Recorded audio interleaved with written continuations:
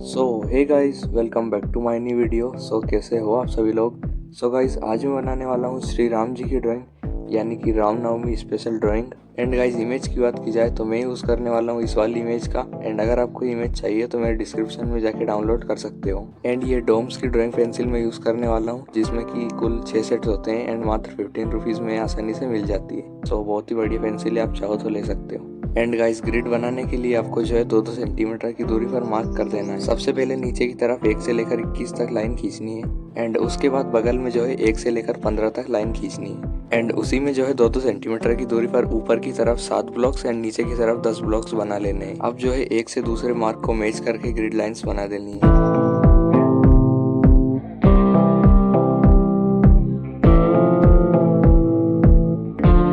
Guys, अब finally जो है ग्रिड लाइंस कंप्लीट हो चुकी है एंड अब बारी है ड्राइंग को स्टार्ट करने की।